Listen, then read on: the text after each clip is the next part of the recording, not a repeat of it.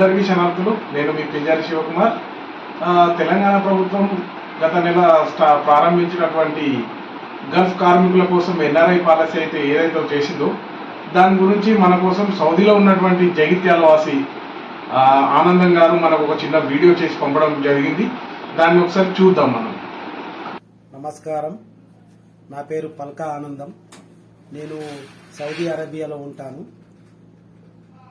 తెలంగాణ రాష్ట్రం ప్రభుత్వం డిసెంబర్ 16వ తారీఖు 2024 నాడు గల్ఫ్ కార్మికుల సంక్షేమం కోసం ఒక జీవో విడుదల చేయడం జరిగింది. ఆ జీవో సారాంశం ఏమిటంటే, గల్ఫ్ దేశంలో గల్ఫ్ కార్మికుడు సాధారణ మరణం పొందినా కానీ, ఏదైనా యాక్సిడెంటల్ మరణం పొందినా కానీ తెలంగాణ రాష్ట్ర ప్రభుత్వం 5 లక్షల రూపాయలు ఎక్స్గ్రేషియా ఇస్తామని చెప్పడం జరిగింది. రెండో విషయం ఏమిటంటే, గల్ఫ్ కార్మికుల సమస్యల కోసం ప్రజావాణిలో ప్రత్యేక కౌంటర్ ఏర్పాటు చేస్తామని చెప్పడం జరిగింది.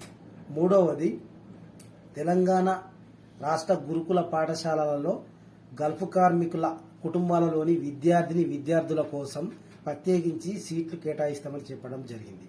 ఇక నాలుగవ విషయము, గల్ఫ్ కార్మికుల సంక్షేమం కోసం విధి విధానాలు ఏర్పాటు చేయడానికి ఒక కమిటీని రాష్ట్ర ప్రభుత్వం కమిటీని ఏర్పాటు చేసి ఆ కమిటీ తీసుకున్న విధి విధానాలను అమలు పరుస్తామని రాష్ట్ర ప్రభుత్వం చెప్పడం జరిగింది. ఒక దశాబ్ద కాలం నుండి, అంటే తెలంగాణ రాష్ట్ర సాధన సమయంలో తెలంగాణ రాష్ట్రాన్ని సాధించుకుంటే మన నీళ్లు, మన నిధులు, మన నియామకాలు మనకు వస్తాయని అందరం ఉద్యమం చేసి తెలంగాణ రాష్ట్రాన్ని సాధించుకోవడం జరిగింది. తెలంగాణ ఉద్యమ సమయంలో గల్ఫ్ కార్మికుల కుటుంబాలది ముఖ్య పాత్ర ఉన్నది. ఎందుకంటే ఉమ్మడి కరీంనగర్ జిల్లా, ఉమ్మడి నిజామాబాద్ జిల్లా, ఉమ్మడి ఆదిలాబాద్ జిల్లా, ఉమ్మడి మెదక్ జిల్లా, ఈ యొక్క ప్రాంతాలలోని గ్రామాలలో ప్రతి ఒక్క కుటుంబం నుంచి ఒక తరము గల్ఫ్ దేశాలలో ఉన్నది, గల్ఫ్ దేశాలలో వెళ్ళడం జరిగింది. ఎందుకంటే ప్రతి గ్రామంలో గల్ఫ్ కార్మికులు, కొన్ని వందల మంది గల్ఫ్ కార్మికులు ఉన్నారు. మేము గల్ఫ్ కార్మికుల సంక్షేమం కోసము తెలంగాణ రాష్ట్రం ఏర్పడిన తర్వాత ఒక సంక్షేమ పథకం గల్ఫ్ కార్మికుల కోసం పెట్టమని ఎన్నో ఉద్యమాలు చేయడం జరిగింది, ఎన్నోసార్లు రిక్వెస్ట్ చేయడం జరిగింది. అయినా కానీ గతంలో ఉన్న ప్రభుత్వం పట్టించుకోలేదు. నేడు కాంగ్రెస్ పార్టీ తెలంగాణ రాష్ట్రంలో అధికారంలోకి వచ్చిన తర్వాత కేవలం 9 నెలల లోపే గల్ఫ్ కార్మికుల సంక్షేమం కోసం ఒక సంక్షేమ పథకం ఏర్పాటు చేయడం అనేది గల్ఫ్ కార్మికులందరము సంతోషంగా ఉన్నాము, మేము హర్షిస్తున్నాము ఈ యొక్క విషయాన్ని. ఎందుకంటే గల్ఫ్ కార్మికులు తెలంగాణ రాష్ట్ర ప్రభుత్వంపై ఉద్యోగ రూపంలో భారం పడకుండా మేము గల్ఫ్ దేశాలలో మా యొక్క ఉపాధి కోసం వెళ్ళి మా యొక్క కుటుంబాలను మేము పోషించుకుంటున్నాం. ఈ యొక్క విషయంలో గల్ఫ్ కార్మికులు ఉద్యోగ రూపంలో రాష్ట్ర ప్రభుత్వానికి భారం పడకుండా, ఒక సమస్యను లేకుండా మేము మా పనులు మేము చేసుకుంటున్నాం. ఇంకొక విషయం ఏమిటంటే, ఈ యొక్క గల్ఫ్ దేశాలలో మేము సంపాదించిన డబ్బులు ఏవైతే ఇండియాకు పంపిస్తున్నామో, ఈ యొక్క డబ్బులు పంపడం వలన ట్యాక్స్ రూపంలో కేంద్ర ప్రభుత్వానికి మరియు రాష్ట్ర ప్రభుత్వానికి దీంట్లో ఎన్నో లాభాలు ఉన్నాయి. ఇది ఒక లాభాన్ని చేకూర్చే అంశం గల్ఫ్ దేశాలలో సంపాదించిన డబ్బులు అనేటివి. అందు గురించి మా గల్ఫ్ కార్మికులం ఎన్నో రోజుల నుంచి ఒక సంక్షేమ పథకం కావాలనుకున్నాము.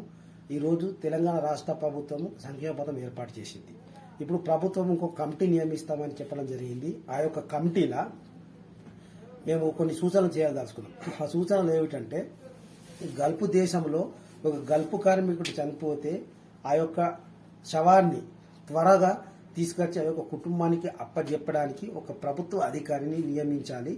ఇంకొక విషయము, గల్ఫ్ కార్మికులు చాలా మంది పిల్ల ఏజెంట్, అంటే గ్రామాలలో ఉన్న చిన్న ఏజెంట్ల ద్వారా అప్పులు సొప్పులు చేసి డబ్బులు తీసుకొచ్చి ఆ యొక్క డబ్బులు కట్టి ఆ యొక్క గల్ఫ్ ఏజెంట్ల ద్వారా చాలా మంది మోసపోతున్నారు, ఎన్నో ఇబ్బందులు ఎదుర్కొంటున్నారు. అందుగురించి ప్రభుత్వము ఈ యొక్క దొంగ ఏజెంట్లను అరికట్టడం ఒకటి. తర్వాత లైసెన్స్ లేని రిక్రూట్మెంట్ ఆఫీసులు, అంటే మ్యాన్ పవర్ కన్సల్టెంట్ ఆఫీసులు ఏవైతే ఉన్నాయో ఆ యొక్క ఆఫీసులు లైసెన్స్ ఉన్నవి ఆ యొక్క జాబితాను విడుదల చేయాలి, అందరికి తెలియజేయాలి. లైసెన్స్ లేని ఆఫీసులను రద్దు చేసి వాటిని క్లోజ్ చేయాలి. ఈ యొక్క గల్ఫ్ ఏజెంట్లు చాలా మంది పిల్ల ఏజెంట్, అంటే గ్రామాలలో ఉన్న చిన్న ఏజెంట్ల ద్వారా అప్పులు సొప్పులు చేసి డబ్బులు తీసుకొచ్చి ఆ యొక్క డబ్బులు కట్టి ఆ యొక్క గల్ఫ్ ఏజెంట్ల ద్వారా చాలా మంది మోసపోతున్నారు, ఎన్నో ఇబ్బందులు ఎదుర్కొంటున్నారు. అందుగురించి ప్రభుత్వము ఈ యొక్క దొంగ ఏజెంట్లను అరికట్టడం ఒకటి.